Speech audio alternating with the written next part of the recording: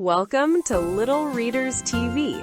We help young children learn to read through fun stories, phonics, and simple lessons. Enjoy learning!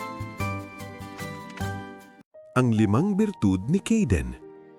Sa isang tahimik na sulok ng isang luntiang kagubatan, may isang maliit na uod na nagngangalang Caden na nakatira sa isang matangkad at berdeng dahon.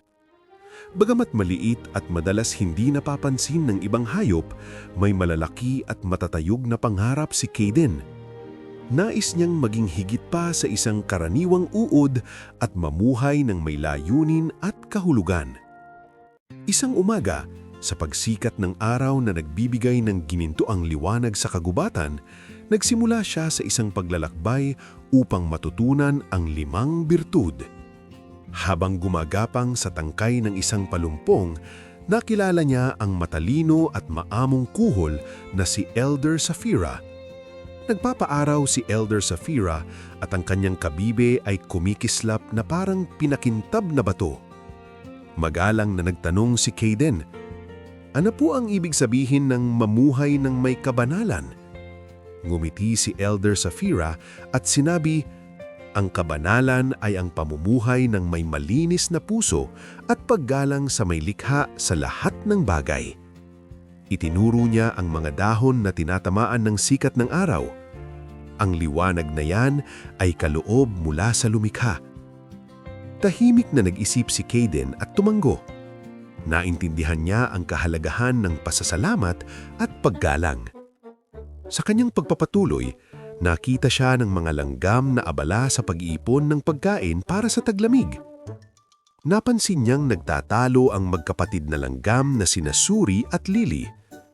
Inamin ni Lily na kumuha siya ng higit sa kanyang bahagi at natatakot siyang sabihin ang totoo. Ipinaliwanag ni Caden na ang katapatan ay ang pag-ako ng ating pagkakamali, kahit ito'y mahirap.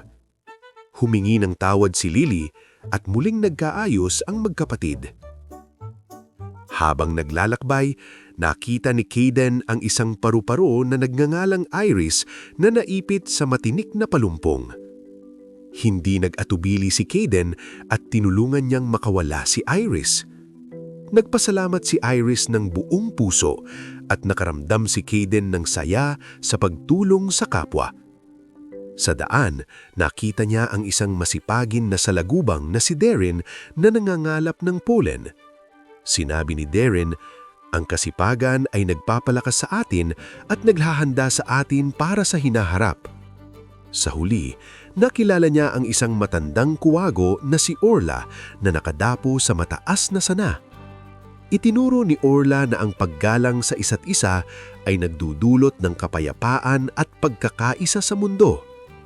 Dala ni Caden sa kanyang puso ang limang birtud: kabanalan, katapatan, pagiging matulungin, kasipagan, at paggalang.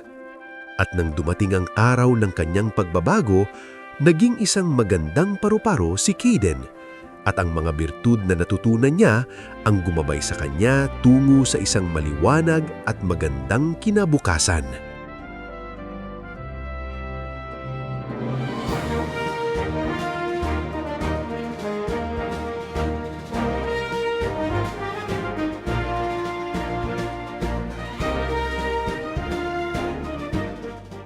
Did you like the story?